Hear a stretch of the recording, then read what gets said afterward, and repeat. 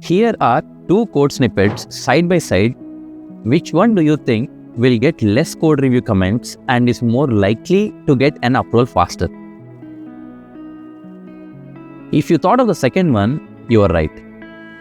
First one has a few issues with null checks, variable names, and setting initial value.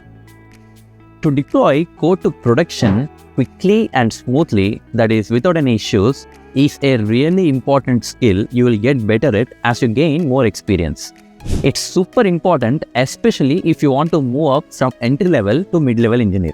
In this video, I will show you some really helpful and practical tips to make your code go live faster. Before we dive into tips, let's take a look at the life cycle of a code change.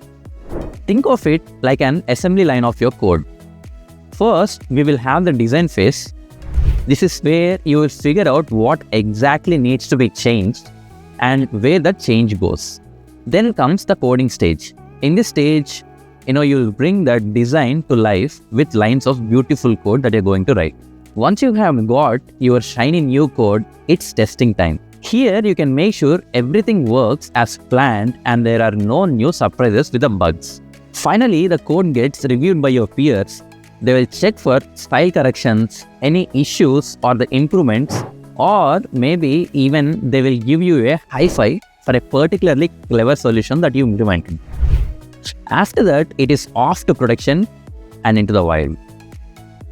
Now that we know the code cycle, let's see where we can optimize things. The key here is to identify where most of your time goes.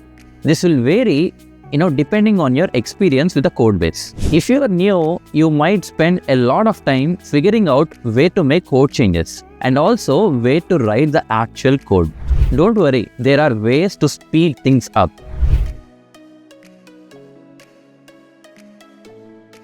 First, get familiar with the bigger picture. Understand how the whole system works and where the information flows will save you tons of time in the long run. Think of it like as a mental map of the code base. Then learn how to move around the code easily. Most editors have shortcuts for searching and finding function definitions. For example, in IntelliJ, if you want to search for a file, you can double-click on the shift and type the file name. Same way, if you want to search for a code snippet, use Command-Shift+F and start typing whatever the code snippet that you like. Mastering these useful shortcuts will save a ton of time throughout your career.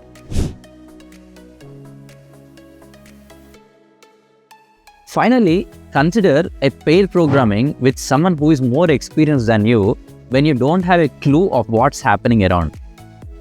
They can help you to unblock roadblocks and you might be able to pick up valuable tricks along the way. Remember, the next time you get stuck or if you are in the same boat as previous, think about how you can unblock yourself instead of just waiting for help.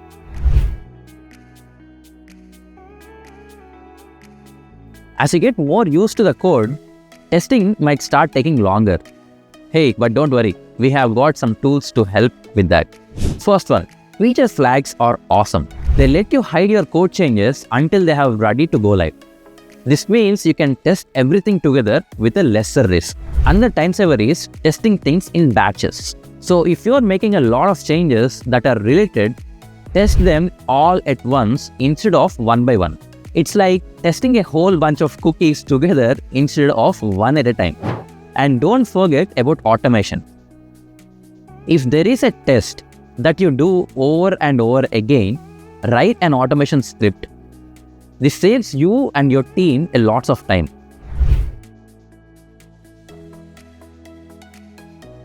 Let's talk about code reviews. The faster your code gets reviewed, the faster it ships. The secret weapon here is small diffs. Think of a diff as a list of changes you made to the code. The smaller the diffs, the easier and faster it is for someone to review.